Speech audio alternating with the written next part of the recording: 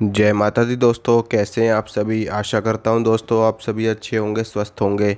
दोस्तों आज मैं आपको ये बताऊंगा कि अगर आप ये जानना चाहते हैं कि आप जिस मंत्र का जाप कर रहे हैं वो मंत्र सिद्ध हुआ या नहीं हुआ, या फिर आपने किसी मंत्र का अनुष्ठान किया है और आप जानना चाहते हैं कि हमने जो मंत्र का अनुष्ठान किया है वो हमारा सफल हुआ है या नहीं सफल हुआ है, हमारा मंत्र सिद्ध हुआ है या नहीं हुआ है। इस विषय पे मैं आज आपको जानकारी दूंगा, तो वीडियो लास्ट तक देखना। और अगर आप लोगों को वीडियो अच्छी लगती है तो वीडियो को लाइक करना, शेयर करना और चैनल को ज़रूर सब्सक्राइब करना। चैनल को सब्सक्राइब करने के साथ में जो बेल आइकन है उसको ज़रूर दबाना, ताकि आने वाली वीडियो की नोटिफिकेशन आपको तुरंत मिल सके। तो चलिए दोस्तों, मैं आपको बताता हूँ। देखिए, मंत्र का जाप जब भी हम लोग करते हैं तो उसके साथ में कई सारी घटनाएं हमारे साथ में घटनी शुरू हो जाती हैं। शुरुआती दौर में जब कोई नया साधक होता है, कोई नया भक्त होता है, वो जब किसी मंत्र का जाप करता है तो उसको कुछ खास महसूस नहीं होता। शुरुआत में कम से कम 1 हफ्ते 10 दिनों तक आपको कुछ भी ऐसा आभास नहीं होगा। सिर्फ इतना ही होगा कि जब भी आप मंत्र जाप करने के लिए बैठोगे तो आपके मन में तरह तरह के विचार आएंगे। नेगेटिव विचार आएंगे, पॉजिटिव विचार आएंगे। आपका मन भटकेगा, आपका मन विचलित होगा। शुरुआती घटनाओं में सिर्फ यही घटनाएं साधकों के साथ में घटित होती हैं, क्योंकि आपको अभ्यास नहीं होता जाप का, आपको प्रैक्टिस नहीं होती मंत्र जाप की। तो जब भी एक नया साधक जाप के लिए बैठता है तो उनका मन विचलित होता ही होता है।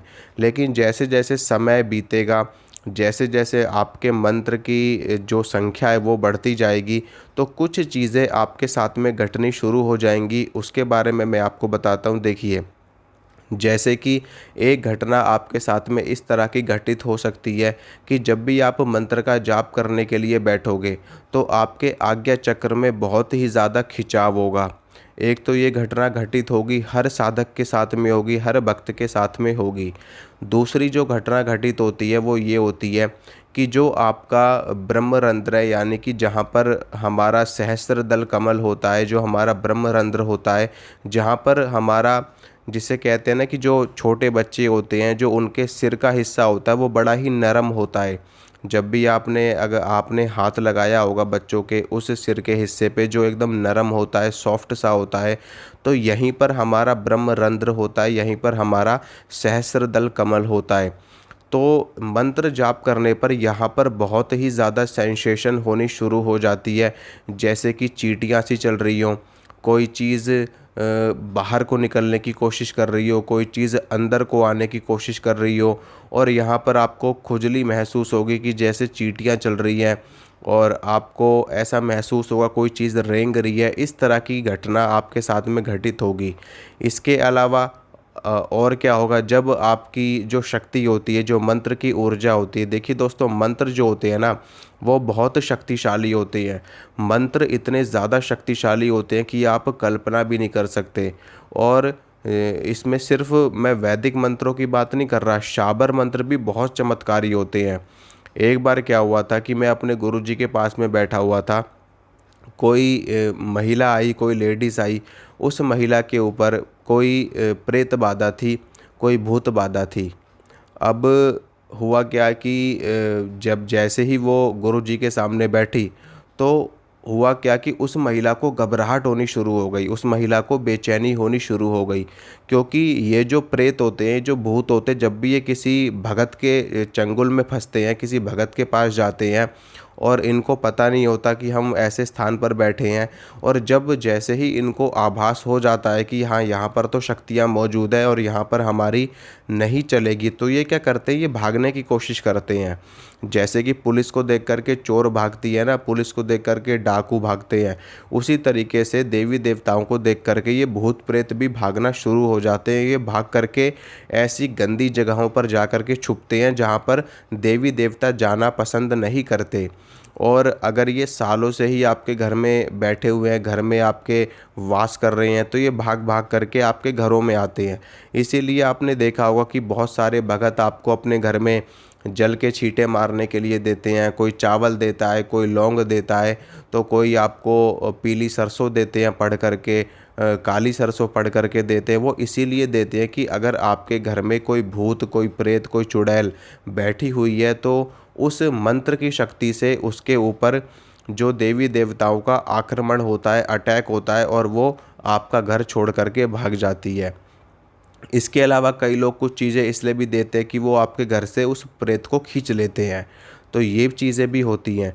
तो दोस्तों, मंत्रों में जो इतनी ऊर्जा होती है कि अब क्या होता है कि जब आप जिस स्थान पर बैठ कर के मंत्र का जाप करते हो ना, तो वो स्थान भी इतना ज़्यादा सिद्ध हो जाता है, इतना ज़्यादा पवित्र हो जाता है, वहाँ पर पॉजिटिव शक्तियों का वास हो जाता है। जो मंत्रों की जो वाइब्रेशन है वो घूमने लगती है और हमेशा विराजमान रहती है, हमेशा वो वाइब्रेशन, वो तरंगे उस स्थान पर मौजूद रहती है।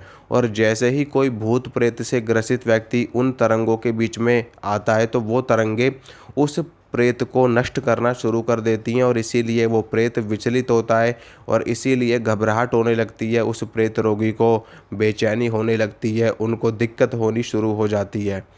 तो ये चीज़ें होती हैं हमारे साथ में। अगर आपने कोई मंत्र जपा है और आपने कोई मंत्र सिद्ध किया है, और सबसे बड़ा मैं आपको बता रहा हूँ, अगर आप जानना चाहते हैं ना कि आपका मंत्र सिद्ध हुआ या नहीं हुआ, तो जो प्रेत रोगी है, जो भूत रोगी है, आप उसके सामने अपने मंत्र को पढ़िए। अगर आपके मंत्र को पढ़ने से, मंत्र का जाप करने से उसको दिक्कत होनी शुरू हो जाए, उसको परेशानी होनी शुरू हो जाए, तो समझ जाना कि आपका मंत्र सिद्ध है और आपके मंत्र से उस भूत को, उस प्रेत को कष्ट हो रहा है, उसको परेशानी हो रही है, वो भागने की कोशिश करेगा, लेकिन आपकी जो मंत्र की ऊर्जा है वो उसको भागने नहीं देगी। तो ये बहुत बड़ा जो है, मैंने आपको बताया प्रयोग मंत्र सिद्धि को पता करने का। इसके अलावा मंत्र जाप जब आप करते हो तो आपके आज्ञा चक्र में, आपका जो हृदय चक्र है ना दोस्तों, जब वो जागृत होना शुरू होता है तो वहाँ पर आपको बेचैनी होती है, घबराहट होती है थोड़ा। बीच में कुछ दिन आपको ऐसा लगेगा कि जैसे आपकी तबीयत खराब हो गई है, आपका उल्टी जैसा मन होगा, जी मचलाएगा आपका, जाप आपसे नहीं हो पाएगा। तो ये उस वक्त पर होता है जब हमारा जो हृदय चक्र होता है वो जागृत हो रहा होता है, वो खुल रहा होता है, उस वक्त में आपको ऐसा महसूस होता है। और जब नाभि चक्र पे आपकी ऊर्जा आती है, आपकी शक्ति आती है, तो आपको पेट में हल्का हल्का दर्द महसूस होता है, आपको पेट में खिंचाव महसूस होगा कि जैसे कोई चीज़ खिंच रही है, कोई नस खिंच रही है अंदर को, इस तरह की चीज़ आपको महसूस होगी। और जब आप मंत्र का जाप ऐसे ही कंटिन्यू करते रहोगे ना, तो जो ये आपका जो तालू वाला हिस्सा है और जो आपके ऊपर आज्ञा चक्र की तरफ जा रहा है, यहाँ पर आपको दर्द महसूस होगा। यहाँ पर आपको लगेगा कि जैसे कि जो मंत्र की पावर है वो चीर करके निकल जाएगी, इस तरह की चीज़ आपको महसूस होगी। साथ में आपको जिस शक्ति के जाप आप कर रहे हो, मान लीजिए आप माँ दुर्गा के मंत्र का जाप कर रहे हो, तो आपको आप अपने इष्ट का दर्शन होना शुरू हो जाएगा, आपको अपने आज्ञा चक्र में। ये भी एक लक्षण होता है मंत्र सिद्धि का। इससे भी आप पता लगा सकते हैं कि आपका जो मंत्र है वो सिद्ध हो रहा है, आप क्योंकि आपको देव दर्शन होना शुरू हो जाता है। अब मान लीजिए कि जैसे ही आप मंत्र जाप करके आप बैठे हो, जैसे कि आप जाप कर रहे हो, जाप करते टाइम में आपको एकदम से आभास हो जाए कि यार कहीं पर कुछ घटना घटित होने वाली, कुछ बुरा होने वाला है, और वो घटना कुछ समय में घटित हो जाए, जैसे कि 1 दिन में, 2 दिन में, 10 दिन में, या थोड़ी देर बाद ही वो घटना घटित हो जाए। तो ये जो होता है, ये जो आपको पता चलता है, जानकारी मिलती है, ये उसी सिद्धि के माध्यम से ही आपको पता चलता है कि वो जो देवी देवता होते हैं, वो जो शक्तियाँ होती हैं, वो आपको तरंगों के माध्यम से जानकारी दे देती हैं। आपके मन में वो बात आ जाती है, आपके मस्तिष्क में वो बात आ जाती है कि यहाँ पर ऐसा कुछ गलत होने वाला है। तो इन सभी चीज़ों की वजह से आपको पता चल जाता है कि आपका जो मंत्र है वो सिद्ध हो गया है। ठीक है। इसके अलावा और भी संकेत, और भी लक्षण मैं आपको और किसी वीडियो में बताऊंगा। मैंने पहले भी 1-2 वीडियो में आपको बता रखा है, बाकी और भी डिटेल में आपको जानकारी दूंगा। तो फ़िलहाल के लिए इतना ही। अगर आपको ये जानकारी अच्छी लगती है, वीडियो अच्छी लगती है, तो वीडियो को लाइक करना, शेयर करना, चैनल को ज़रूर सब्सक्राइब करना। मिलूँगा आप सभी से अगली वीडियो में। जय माता रानी की।